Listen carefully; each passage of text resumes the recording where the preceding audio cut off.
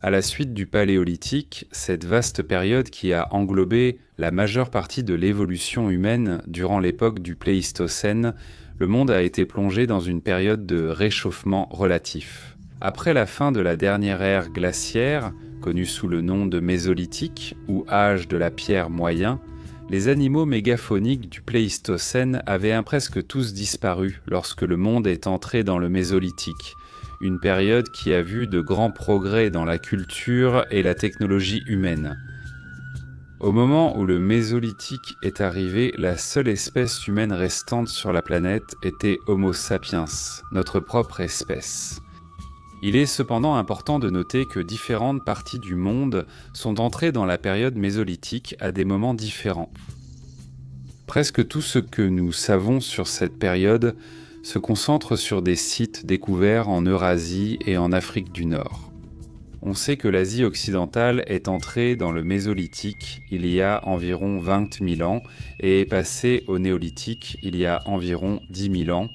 Les cultures européennes, en revanche, sont connues pour être entrées dans le Mésolithique il y a 15 000 ans et dans le Néolithique il y a seulement 5 000 ans. Dans la vidéo d'aujourd'hui, nous allons explorer les faits concernant le Mésolithique et examiner à quoi ressemblait la vie des premiers humains pendant cette période très courte.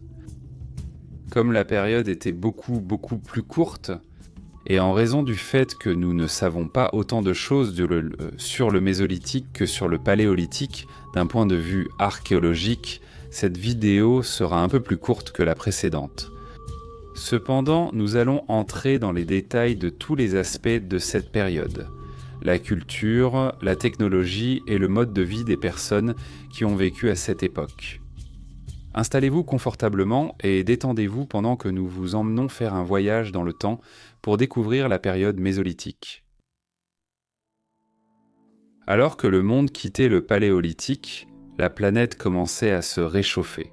L'orientation de la Terre par rapport au Soleil avait légèrement changé au cours des millénaires, avant la fin officielle du règne des mammouths et des ours des cavernes. Et par conséquent, les immenses glaciers qui couvraient l'hémisphère nord avaient commencé à reculer, entraînant un climat plus chaud. Cela annonçait un désastre pour la steppe à mammouth, le plus grand biome terrestre continu connu à ce jour sur la planète. Les collines ondulantes spectaculaires et les ciels ouverts qui ont permis à de grands herbivores comme les rhinocéros laineux et les mammouths laineux d'évoluer. À mesure que le climat de l'Eurasie se réchauffait, les glaciers fondaient et davantage de précipitations tombaient sur les terres autrefois recouvertes de plaines herbeuses. À la place de la steppe, une variété d'habitats associés à des conditions plus humides et tempérées a commencé à se développer. Des marais et des lacs ont commencé à imprégner le paysage, enveloppé de roselières et de zones humides. Une grande partie des vastes étendues de la steppe à mammouth a été remplacée par des forêts luxuriantes, un changement qui aurait pu contribuer à l'extinction des derniers représentants de la mégafaune de la steppe. Lorsque les plaines dont ils dépendaient ont été remplacées par des forêts, les mammouths n'ont plus été capables de s'adapter. Le monde changeait d'une manière qui ne leur était pas favorable. Cela, combiné à la chasse excessive des premiers humains, est considéré comme la raison pour laquelle tant d'espèces de mégafaune ont disparu ou avaient commencé à disparaître au début du Mésolithique. Ainsi, à mesure que le monde entrait dans le Mésolithique, il serait devenu beaucoup plus reconnaissable comme celui dans lequel nous vivons aujourd'hui. Les forêts verdoyantes qui couvraient une grande partie de l'Europe continentale ont évolué à cette époque, permettant à des créatures familières comme les cerfs, les rongeurs et les oiseaux des bois de prospérer. Les humains qui avaient autrefois lutté pour survivre aux rudes hivers de la steppe ouverte aux mammouths furent plongés dans un monde qui, en comparaison, semblait les porter à bout de bras.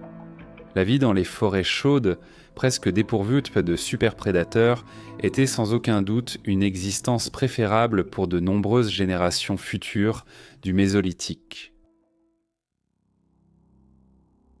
Alors que les êtres humains passèrent avec audace des tribus nomades de chasseurs du Paléolithique aux forêts chaudes du Mésolithique, ils ont connu une série de changements importants dans leur mode de vie qui allaient influencer le comportement humain pendant des millénaires.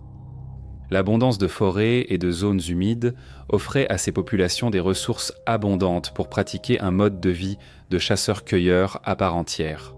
Ils vivaient non seulement de la chasse tribale organisée, mais aussi des fruits et des noix de la forêt qui étaient récoltés et stockés dans leur lieu de résidence. Un groupe de chasseurs mésolithiques aurait été tout aussi à l'aise à harponner des poissons dans les rivières d'Europe qu'à poursuivre des cerfs dans la forêt ou à cueillir des pommes et des poires dans les arbres des bois. Malgré la simplicité de leur nouveau mode de vie, leur structure sociale et leur système hiérarchique au sein des habitations des humains du Mésolithique n'étaient pas particulièrement complexes. Ces personnes restaient semi-nomades et étaient capables de suivre les déplacements des animaux lors de leur migration afin de trouver les meilleurs sites de chasse tout au long de l'année. Certaines communautés, en particulier le long des côtes, ont réussi à établir les premiers établissements permanents, qui étaient généralement plus grands que ceux trouvés à l'intérieur des terres ou près de l'eau douce. On pense que certains chasseurs mésolithiques se détachaient tantôt de ces grands établissements côtiers pour aller chasser à l'intérieur des terres selon les saisons, trouvant ainsi de la nourriture pour permettre à leur communauté de prospérer pendant l'hiver. Les gens quittaient également les établissements pour trouver des partenaires, probablement afin de maintenir la diversité génétique et d'éviter les problèmes liés à la consanguinité. Les jeunes adultes, lorsqu'ils étaient prêts à partir, quittaient leurs établissements pour rejoindre un autre groupe de semi-nomades, apportant leur contribution aux tâches du camp. Au fur et à mesure de leur déplacement, on pense que certaines de ces personnes étaient capables de parcourir d'énormes distances à travers l'Eurasie. C'est vers le Mésolithique que les humains ont commencé à construire des habitations plus avancées pour se protéger des éléments. Contrairement aux simples huttes soutenues par des bâtons et des peaux d'animaux à l'époque paléolithique, ces personnes avaient commencé à utiliser des poteaux en bois spécialement taillés qui étaient implantés dans un sol enfoncé. Un toit de chaume le plus souvent fait de paille ou d'autres matières végétales mélangées à de la boue protégeait les habitants de la pluie. La fin du Mésolithique est marquée par l'avènement de l'agriculture. Et on pense que certaines des implantations permanentes dotées d'habitations avancées, comme celle-ci, auraient peut-être été les lieux où les premières fermes ont été établies. Tout au long du Mésolithique, les humains avaient entamé un long et complexe processus d'essais et d'erreurs pour domestiquer les animaux, un phénomène qui aurait commencé dans ces premières implantations eurasiennes. La culture a également fait des progrès considérables tout au long du Mésolithique. Au Paléolithique, les tribus nomades utilisaient des ocres pour peindre des animaux et des personnes sur les parois des grottes. Une pratique qui s'est poursuivie et développée à l'époque mésolithique. L'art du Mésolithique tend à se concentrer davantage sur l'utilisation des ocres rouges, qui portaient peut-être une signification ou un symbolisme particulier dans ces premières communautés. De simples contours géométriques des animaux qui partageaient avant la terre avec ces groupes humains étaient peints sur les parois rocheuses ou dans les grottes, avec les formes rouges peintes de cerfs, de loups et d'ours présentes sur les rochers de Mésolithique. Cependant, ces personnes ne se limitaient pas à la peinture rupestre. Elles fabriquaient des perles à partir de pierres et d'autres matières naturelles et peignaient ces pierres avec le même ocre rouge utilisé pour décorer leurs parois. Ils gravèrent des marques de perforation dans les coquillages et les dents d'animaux, puis les portaient comme bijoux. Un site de grotte datant du Mésolithique, situé dans l'actuelle Catalogne en Espagne et connu sous le nom de grotte d'Alcogul, abrite l'un des exemples les plus remarquables d'art mésolithique existant. La grotte est un simple abri sous roche situé sur les côtes nord-est du pays, près de la frontière avec la France. Sur les parois de la grotte, à l'ocre rouge et noir, ont été imprimés les contours de 45 figures Divers événements peuvent être observés à travers l'œuvre, mais le plus emblématique et le mieux représenté est une grande danse au centre de l'œuvre. 9 des 45 figures, toutes perçues comme étant des femmes, sont représentées en train de danser autour de ce que les archéologues ont interprété comme une figure masculine plus petite. On pense qu'il pourrait s'agir d'une sorte de rituel d'accouplement ancien. Au-dessus des figures se trouvent qu'en dessous les contours géométriques d'animaux espagnols qui peuvent être interprétés comme des cerfs, des sangliers, des vaches et des bouquetins.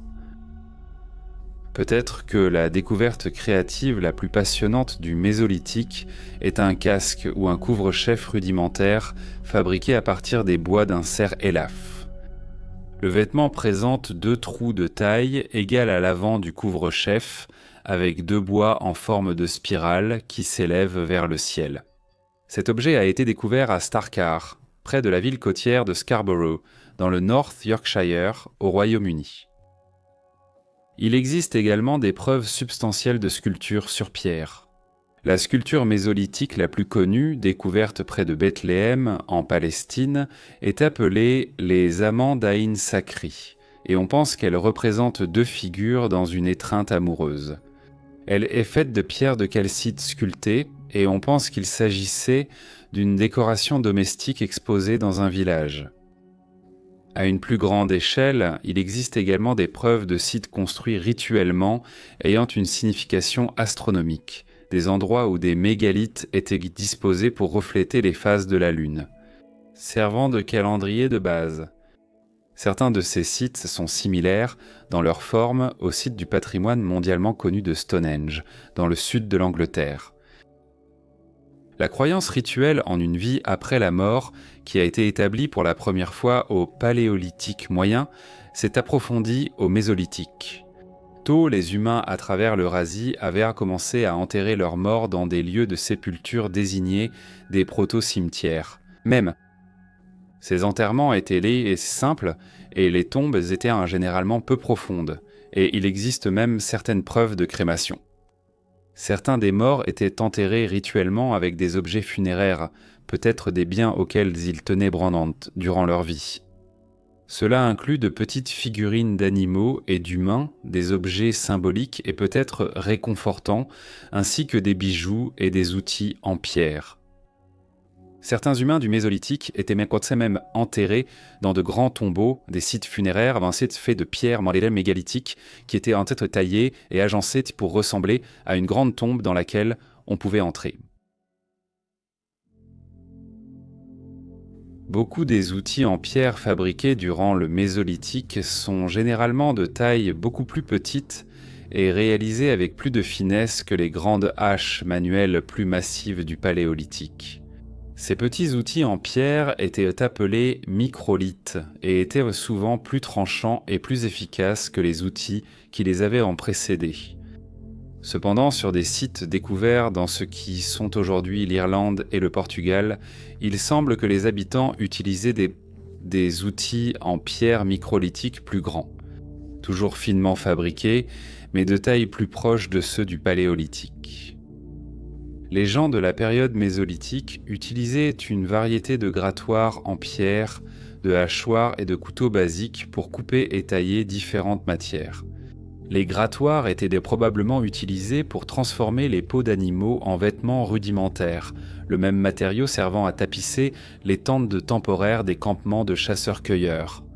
Le silex, matériau principal pour fabriquer des outils à cette époque, était récolté en grande quantité puis rapporté au campement pour être façonné dans les huttes. Parmi les outils en pierre recueillis ci-dessus, les archéologues ont également découvert des burins en pierre similaires à ceux utilisés par les premiers humains au Paléolithique. Ces outils étaient utilisés pour sculpter des motifs ou construire des structures dans le bois et l'os, agissant comme un objet semblable à un ciseau, que ce soit dans l'art ou la construction. Les bifaces en pierre sont également devenus plus courants, utilisés comme des couteaux tranchants avec une lame qui courait au centre. Il peut être surprenant d'apprendre que les gens du Mésolithique ont été les premiers à utiliser du chewing-gum fabriqué à partir de la poix trouvée dans l'écorce des bouleaux. Ce chewing-gum était peut-être utilisé uniquement pour le goût, car il est peu probable qu'il ait été avalé. Un morceau de chewing-gum mâché retrouvé dans le sud du Danemark datant de la fin du Mésolithique a même conservé des traces du dernier repas de la personne qui l'a mâché. C'était une femme qui, avant de mâcher la gomme de bouleau, avait mangé un repas de viande de canard et de noisettes. Entre 9000 et 5000 ans avant notre ère, certaines cultures mésolithiques, notamment celles situées en Europe, en Sibérie et en Afrique du Nord, ont commencé à produire de la poterie. Beaucoup des pots découverts datant du Mésolithique sont grossiers et simples dans leur conception, souvent asymétriques et irréguliers.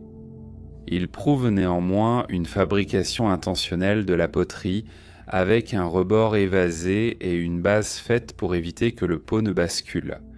Des styles individuels peuvent être observés dans chacune de ces communautés de potiers. Ces pots étaient probablement utilisés pour stocker des aliments secs, de l'eau ou des outils aménagés. Le Mésolithique fut une période relativement courte dans l'histoire de l'évolution humaine, ne durant que 10 000 ans.